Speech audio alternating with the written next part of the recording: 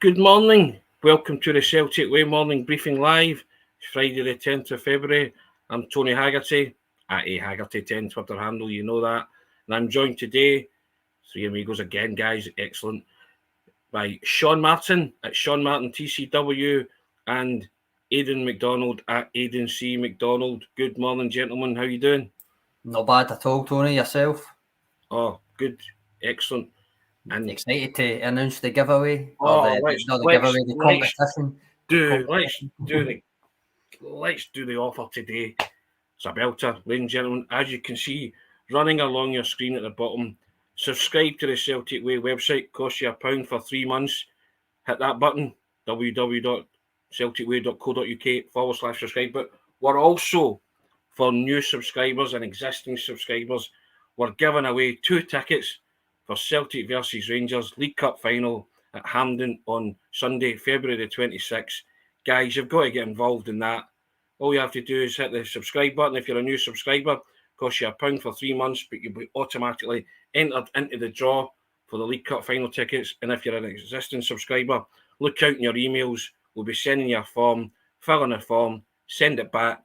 You'll be in the draw. And one lucky subscriber, Sean's going to be at Hampden, Aidan, to see Celtic v Rangers Cup final. Aidan's getting jealous here because I don't think he was successful in the ballot. Could be wrong in that. But Sean, what an offer that is. It's a cracker, absolute cracker. As you say, one lucky subscriber getting 2 tickets, so you can go with a pal who doesn't need to be a subscriber, but even better if they are. League Cup final, Rangers, Hampden, February 26th. As Tony says, it's open to existing and new subscribers. Got to say though, you're not automatically entered if you're a new subscriber or an existing subscriber. You need to submit the entry form. So if you're already a subscriber, you'll have already seen probably that the entry form's in your emails as we speak. If you're not one, as Tony said again, it's £1 for 3 months to subscribe, and then you'll be emailed that entry form and you can submit that and you'll be in it. The winner will be drawn on Thursday, February 23rd. So it's not that long really to get yourself in the hat, Tony, is it? No, it's not. Aidan, are you in the hat? Just to ask you first and foremost. Of course. I don't think you're allowed to win it, Aidan. After missing it in the ballot twice, I'm having to take extreme measures. No, I'm joking. It's a great prize. Obviously, I mean, chance to go to the League Cup final if maybe yourself you were unsuccessful in the ballot, or you maybe wouldn't have had an opportunity otherwise to get tickets. So it's definitely a reason to get involved, whether you're already a subscriber or a reason to sign up. 100%. It's a brilliant prize. You can be at the first showpiece occasion of the season, and Celtic Rangers doesn't get any bigger, really, does it, Sean or Aidan? It does not. David Ferguson saying he had a dream that he won it, and he says, "Can I take Tony because he's not got any pals?" Tony, you'll be there. It's Aidan he should be looking at to take your shaft. Hopefully I'll be there, but if our application gets rebuffed, David, and you win, I'll gladly come along with you, fella. You know the drill. That'd be great. But first and foremost, secondly, better say thank you to our sponsors, Sean. SENECA, the Celtic Way Morning Briefing, now sponsored by SENECA Medical Group, and they are the #1 in Europe for hair transplants and hair restoration treatments. And you can find out more about SENECA via the links in the video below. So you can, we say thank you to SENECA. Very good. We're delighted that they are sponsoring the Celtic Way Morning Briefing. But yeah, lots of people getting involved in saying it's a great prize. It's an excellent prize. Just entered now. No joy in the 2 ballots as well. Look, I read that conversation yesterday. There was a couple of social media posts saying that people with the second ballot would be with the home cup ticket scheme that never got into first would be balloted for the second. And Aidan's like, that's not the case because I've certainly not got it. Excellent. Yeah, I'm not better about it, but it's fine. So, no, but guys, get involved. It's open to everybody who subscribes, new subscribers and existing subscribers. Somebody's got to win it. Sean? Yep, William, yes, you definitely can still win it if you're already a subscriber. It's not just new subscribers, it's existing subscribers as well. So if you check your emails, there should be an entry form in there from us. You just put in your name, your email address, and that's you. Once you click enter form, that's you in the draw. And that, as I say, that'll be Thursday the 23rd, the morning of Thursday the 23rd, that'll be drawn. Somebody's going to win that excellent prize. And if you do win it and you happen to see myself and Sean, if we're there, give us a wave, introduce us, and say hello, and we'll thank you for your subscription and say good luck to you for winning the prize. Now, Scottish Cup weekend. Now, Sean, I want to come to you first because myself and Aidan the other day did our Scottish Cup memories, and I was just interested with your own, if you had any off the top of your head. I know you will, but from watching Celtic, or were they similar to ours or some of the viewers? Probably similar to yours, but I'll mention, and we talked about this the other week, the 2011 one. When I think we were talking about that in the context of Ki Sung-young, I think, but just in general, that one will always stick in my head as well. That team that I've spoken about before, the Hooper and Stokes team, as I called them, Neil Lennon's kind of formative team. That team sticks in my mind anyway. So the 3-0 Scottish Cup, against Motherwell, I'd pick that just off the top of my head. But there's been plenty. There's been the Larson finals and all that as well. So yes, of course, you can forget them, Aidan. Don't tell me you don't remember them. Well, I probably could forget them because I've thought of thoughts. Sorry, Tory. Dear. There you go. Now, as I say, Scottish Cup, Celtic entertain St Mirren, the 5th round. Lots of things to talk about. Mostly, how do you think Celtic will line up and who will play? Selection dilemmas, all that kind of stuff. But first and foremost, Sean, do you think Celtic will get through the tie? I mean, in a word, yes. I do. St Mirren, right enough. Weirdly, right, I'll tweet this out tomorrow because I like to do the kind of wee head-to-heads and stuff. I've not done it on league form or anything this time because they played them not long ago and it's a cup game. So what I've done is I've got it cup games this century between Celtic and St Mirren, Tony. Right, okay. Played 6. Celtic have won 4. St Mirren have won 2. Which actually, when you think about Hampden League Cup semi, been the other one. Yep. 3-2. I think so. I think it was 3-2. And Celtic goals 13, St Mirren goals 6. So I don't know what you take from that. Apart from Celtic usually win, but St Mirren average a goal a game technically. So okay, food for thought there, Aidan. St Mirren, it's not a gimme. It's not a and bearing in mind that St Mirren are the last team to inflict defeat on Celtic, a domestic defeat that is. So it's not the gimme that people maybe think it is, as they say in football parlance. No, definitely not. And I know obviously there was a recent game when Celtic won 4-0, but this is a completely different sort of kettle of fish, cup tie, etc. And I think that will probably stick in some fans' head that the fact St Mirren are the sort of only team this season domestically to beat Celtic, that's probably going to play a factor. I don't think it will play a factor with the team, which they probably did show the last time the two teams met. But yeah, it's not going to be easy. I don't think it's going to be. We'll probably come on to discuss score predictions and that, etc. without looking too far ahead. But I don't think it's going to be an easy game anyway, Tony. Definitely not. I don't know about you guys, but I still get that buzz of excitement. Maybe it's just me. Maybe it's just I'm a big kid. Cup tie, you mean? Cup tie is just every cup competition. It never loses its appeal for myself and people that say that it does. But maybe I'm just a traditionalist and an old guy, Aidan.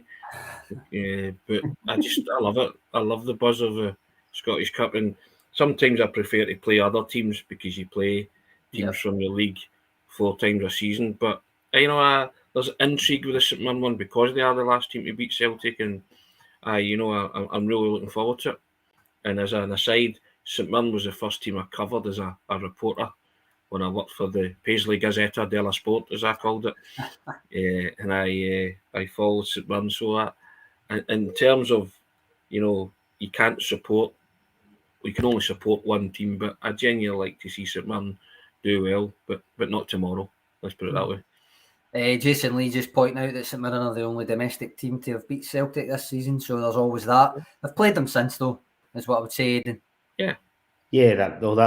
That is kind of a good point. Obviously, the recent game, it was 4-0. That was quite a dominant performance. It was probably 4 goals going on, 6 or 7, really, because also Celtic missed a few chances. But as an aspect, obviously, I think the team have probably moved on again a lot since that St Mirren game. I think was that back in September. I think it was. So since then, more players have came in and they've been on a good run. But yeah, obviously that is slightly a factor, I suppose. But the cup games are a one-off, so it's always kind of a different sort of game, isn't it? Really. Sean, it was a silvery grey strip that done for Celtic that day, wasn't it? Either that or it was the fact that Carter Vickers didn't start and Hatate didn't start either. So correct, yes. We'll throw those into the mix, but yeah, the silvery grey number was getting the blame for a lot in a kind of Manchester United, Southampton style. Remember when they get cuffed and they blamed the grey strips? I think I wrote something about that actually at the time. You did. To be fair, yeah. I think that was that's the last league game that Hatate didn't start.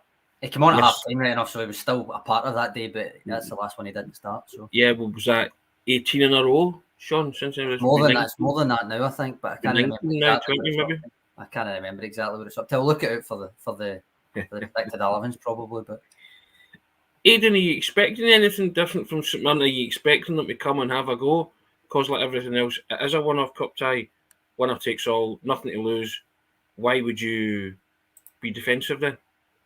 I think probably in maybe like the early stages, maybe sort of play that sort of usual style.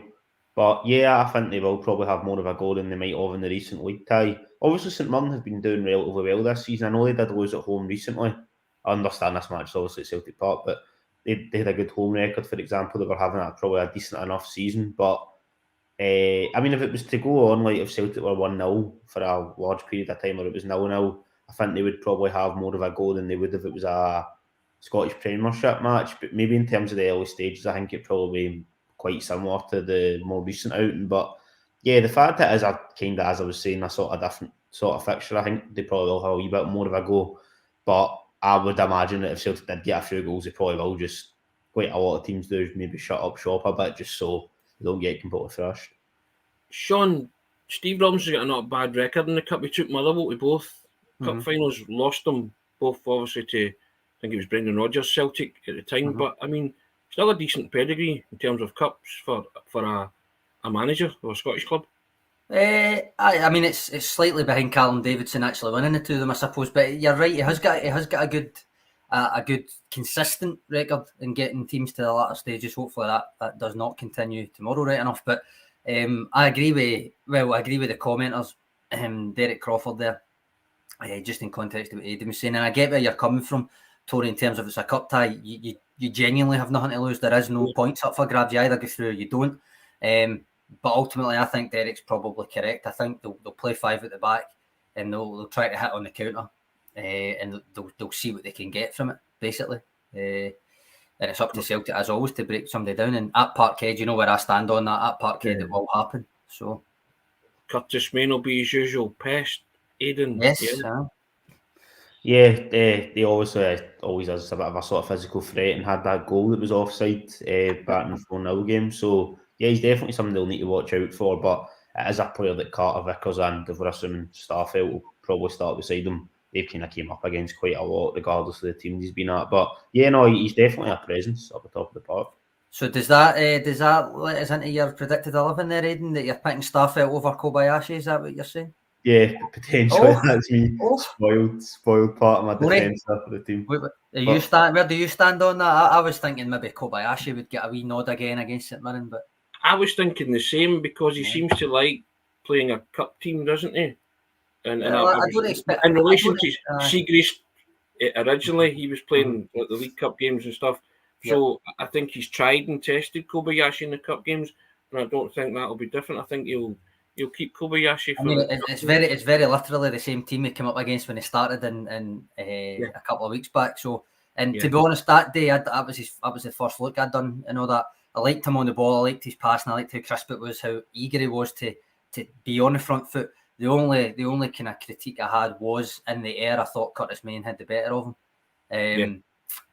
So almost it will be a wee barometer, if you know what I mean, in that sense. If he plays, and I want to see him play just purely because he's not played in a few games now. But I wouldn't have any complaints if he went with the tried and tested Carter Vickers Starfelt axis either. So to be fair, Curtis Main's no slouch in here. No. Back to what Alan Stubbs was talking about. I think is that would go back to what Alan Stubbs was talking about with Cameron Carter Vickers. The Curtis Main, even if he doesn't want to win a ball in the air, but usually does challenge for him, he'll do everything to put you off. Yeah, and jostle you, nudge you, all that kind of stuff. So, and I think because that was Kobayashi, that was Kobayashi's first game, wasn't it? Mm-hmm. So, first taste of action. So I think he was maybe getting used to that kind of style of play, Aidan. So I think he'll be more equipped to deal with them if he plays tomorrow. Scott McGill saying part of the bus mentality for St Mirren. A lot of people saying that coming in, minimal changes, scuds St Mirren and on to the next game, no messing about. The thing is, like, there's been a week between games, so there isn't really a need to rotate. But no, I suppose that the need would be game time for some players that he wants to get game time. Does and in that sense, I mean, you know what I'm like, Tony. I'll end up talking myself into 7 changes, but there's, I mean, when you to me, I'm thinking Turnbull, Kobayashi, Siegrist if he's fit, Ralston if he's fit. What about Haksabanovic? What about Abada? Do you know what I mean? There are players there that I do think conceivably could start. Whether they all start or not, I don't know, but there's definitely scope for a good few changes there. Aidan, does Tomoki Iwata come into your thinking as well? I think he'll get on for some minutes, but I wouldn't expect him to start. I don't like to give away too much of my team, but I don't think he'll start, Tony, to be honest. But I think it could be maybe the scenario where if the game is relatively comfortable because it is a cup tie, that maybe 65 minutes. Usually McGregor would most of the time just stay on and finish up the match unless he was injured. I think there's a chance that maybe Iwata could come on, but I wouldn't expect him to start, to be honest. I brought him up because I did the Celtic Digest on Iwata's comments about learning from Callum McGregor, but I also said that he showed excellent maturity and self-awareness. Even though he's an MVP coming from the J1 league, he's not walked straight into the Celtic team.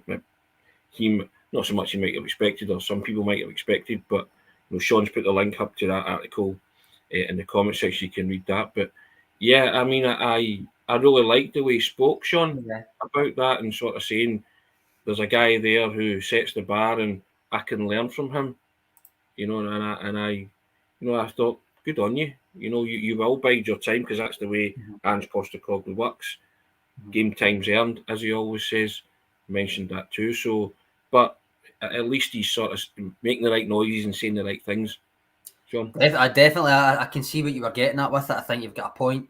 I think he came across like he has a great deal of humility about the reality of the situation that he's walked into, because he's 25, he's not 21, he's not 20. He's a 25-year-old, and I know that in Japan, sometimes it takes a wee bit longer, the university system, all that kind of stuff. But he's still 25, coming off a season in which he was voted his league's best player, has worked under this coach before, so he knows what he's getting. But he still has that humility of character to come in and say, listen, I'm aware of the reality of what's in front of me and who's in front of me. And if anything, I'll use it as a way to learn and improve my own game, and hopefully either challenge him or play alongside him. And I think you're right to highlight it. And we can put it out in the tweet that if anything else, it serves to underline the sheer strength and depth that the squad has got, especially in that area. Midfield in general, not just defensive mid. But it's the kind of comments I would expect Aidan to make, having now become a veteran of the Celtic Way morning briefing. That he's learnt from the best or something like that. I don't know. Learnt from Zig and Zag or whoever, you know what I mean? Having my apprenticeship. Yes, something like that, Aidan. Yeah, the Tomoki Iwata of the squad. No, but yeah, Sam Hartley, without being arrogant, should be a comfortable victory for Celtic and try 4 of the new guys. There's conflicting opinions here, Aidan, that Celtic go for the strongest 11 possible. Others, like Sean mentioned, all those players who could feature. Where do you having a kind of hybrid of that, or are you get the job done, don't tinker too much, a couple of changes maybe here and there? I think, to be honest, I think personally it'll be a relatively similar team to the one that lined up in the last match, to be honest, Tony. I just think he's going to want to sort of keep consistency and momentum. I know Ange has rotated a lot, so that probably saying that maybe does go against what he's sort of brought in really this season and since the World Cup break. But I just think with this tie as a one-off game, you want to keep yourself going in the Scottish Cup, in the League Cup final. I'm sure he'll be wanting to get all the way and hopefully win the Scottish Cup as well. So I just think he'll probably play a similar team, to be honest. But there could be a tweak, but maybe like the changes Sean mentioned, they're probably the most likely, I would say. I couldn't see him doing anything sort of like, Kyogo drops out and he starts over or anything like that. But I think it will probably be a relatively similar team just because of the importance of the fixture. Any certainties for you, Sean? Not giving too much away, obviously. Given it's a cup game, I think there's fewer certainties than usual, but I would imagine that this is obviously dependent on injury news later on, and as far as I'm aware, it's not Ange Postecoglou doing the press later on, it's John Kennedy, so I don't for a minute think it's anything to do with Leeds or anything, by the way, before you start all that, but we'll hear later on if the likes of Siegrist and Ralston are ready. I think if Ralston's not ready, then Johnston would be a certainty. I think Cameron Carter-Vickers will still play. I would think that Greg Taylor will, but in terms of a certainty, I don't know. Maybe it is a cup game. Maybe Alexandro Bernabeu could. I think McGregor's a certainty, and then Kyogo. But beyond that, I think you could rotate or swap in and out of quite a few people. I've heard the 8th wonder of the world there, Aidan, Sean saying Greg Taylor's not a certainty to start any game. Can't believe that. Oh, come on, Sean. You've got to remember, it's not me picking the team. Or it would be 11 Greg Taylors. But it is you picking the team for this purpose, you know what I mean? I'm going to put this up. Derek Crawford says he's very confident young lad talking about Iwata. He's not here to make up the numbers. And then Keimatsu coming in, rightly pointing out that Iwata, unlike Hatate, who did go the university route, Iwata's been playing senior football since he was about 17. And I think it was a team called Trinita, I think it was, in the J3 and J2 leagues. And then he obviously made his way up, and then Ange Postecoglou bought him for Marinos. Plenty of comments coming in, Tony, about not changing. Quite a few saying no changes whatsoever. Do you think that's likely? It's always likely, isn't it? The manager's he's been asked about momentum before, and he's not really big on momentum, is he? He just sort of says he watches players in training on a daily basis and then picks a team on the basis of what he's seen at training that kind of week or in the days leading up to it. So you know what he's like. He nearly did it last week, Sean. We got 10 out of 11 for our. We did, and that was with, obviously me convincing you that he wasn't going to make any changes whatsoever. Team, you know, dare I say that if I hadn't said that to you, you might have got 11 out of 11. I might have got 11 out of 11 because I probably put Aaron Moy in, yeah. So, but we went with that last week, and we were only one out, which says to me he probably is not going to stay 11 out of 11 this week with no changes, but we shall see. Yeah, well, someone on.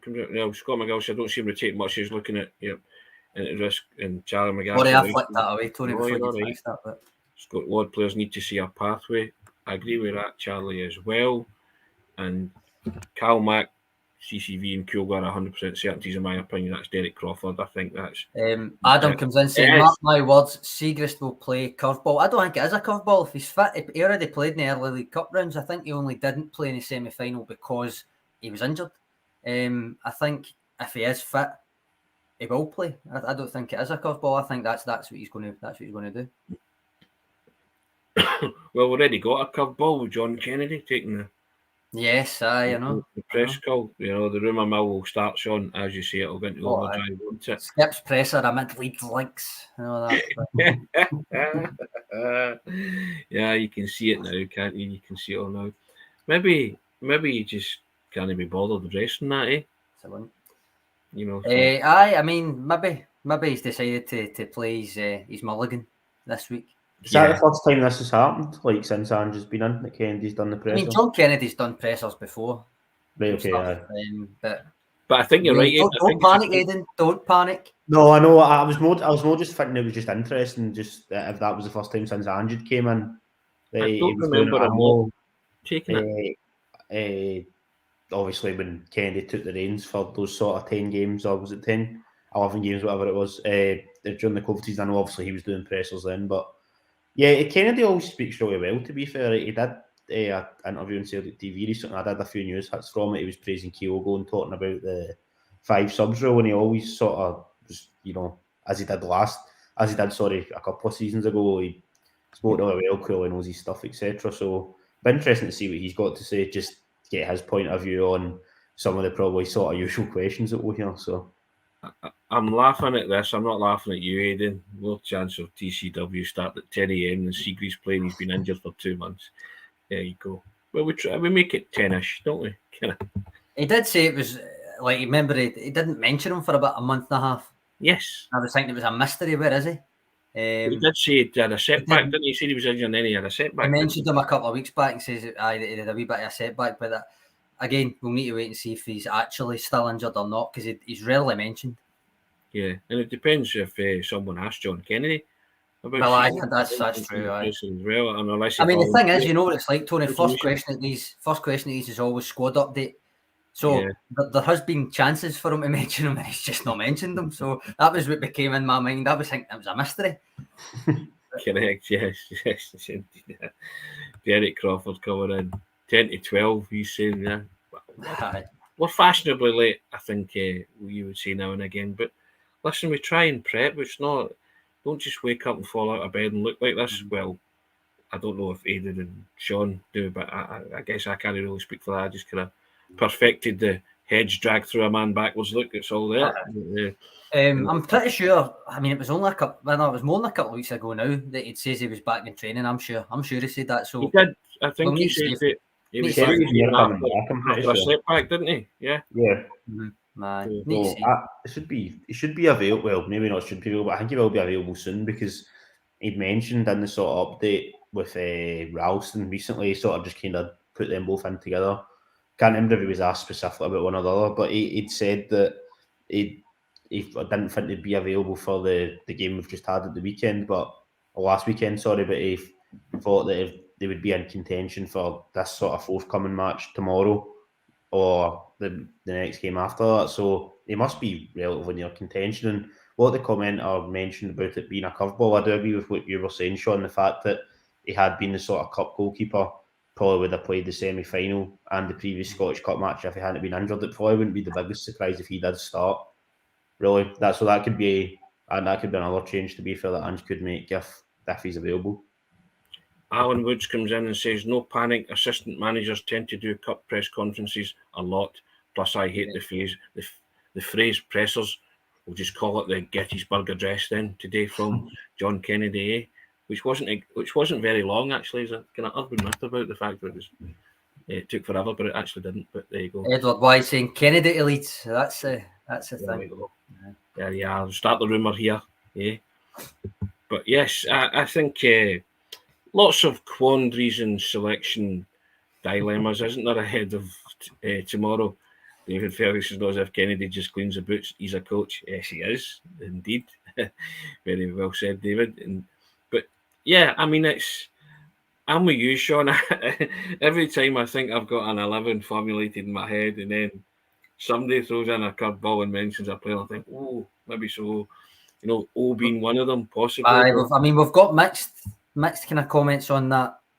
Really looking forward to seeing who will get a run out tomorrow. O, Turnbull. I think both will play, but I think one is more likely to start than the other. I don't know about you two.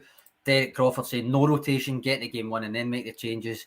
Podrick coming back in saying is the game on live? It's on Viaplay though. Viaplay, whatever you want to call it. Viaplay over the West End, Viaplay everywhere else, I think. It's on that, so whether you've got that or not, I don't know. I'm sure you'll find a way if you haven't. David Ferguson can't see many changes, but even if there is, he says it won't weaken the starting 11. No, it won't. That's the beauty of the depth chart in the squad that we've alluded to many times. Well, you missed that yesterday, and I had the depth chart out on here again. Yeah, and I think we get ripped into you as well, Aidan, at one point in your absence, just because you weren't here to defend yourself. Shocking, Tony. And that's just the people that we are. That's just. I can't remember what it was about, to be fair. So that's shocking, cheating the apprentice. That's clearly an age thing. You know what I mean? When you're forgetful. You want to get. We'll do it when he's here. He's here. Adam says, "Can you really trust anything Aidan says when he's using a potato as a Wi-Fi router?" To be fair, Aidan, your Wi-Fi's been all right the last week or so. Yeah, it's been a wee bit better recently. Hopefully, going forward, it'll remain like that. But yeah, there's been a few shockers. Being trustworthy, Stop picking on the new boy, says David Ferguson. he's hardly a new boy. It's hardly new now, I know. I think this qualifies as dressing room banter, does it not? You don't get a nickname like Shaft if you're only 2 minutes in the door. You know what I mean? This is our verbal equivalent of setting Aidan's clothes on fire in a Crazy Gang Wimbledon style, that kind of thing, isn't it? I was thinking just sending him for tartan paint, but that just shows you the difference in generation there, doesn't it? Correct. Again, another age thing with myself, I suppose. But yeah, he loves it really, don't you, Aidan? We're kind to you. For building, Tony. That's a phrase your old man would use, and it's character building, son. It's character building. There you go. Now, is it prediction time, guys? I think so, but I'm not going to go first this time, so I think I've went first the last couple, so let one of you go. Okay, well, I'll go first, then. Age over beauty and all that, age over youth, Aidan, that kind of stuff. I'll say 3-0 to Celtic. 3-0? Yeah. Aidan?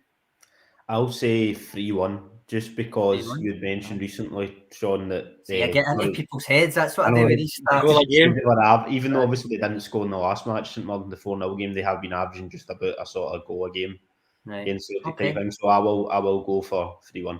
Well, you might have changed your mind if I'd reeled off these ones, right? Which is Ange Postecoglou's head-to-head against St Mirren.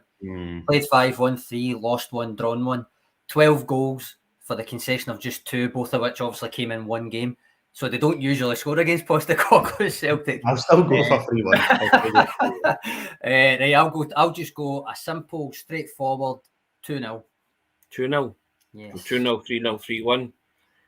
5-1 says Tim and on, Wombat 6-0, Sam Hartley 3-0, Sunder Scotland 4-0, Derek Croft 4-0, Jason Lee 3-0, 420 something like that.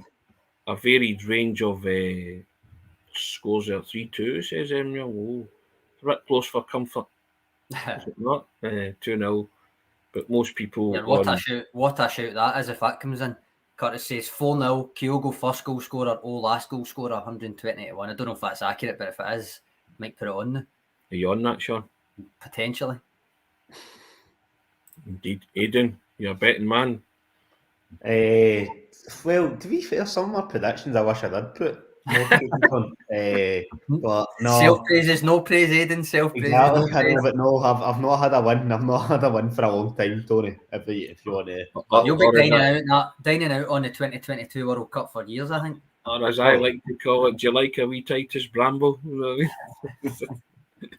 We gamble, for those who are wondering what I'm talking about. We've got the rhyming slang.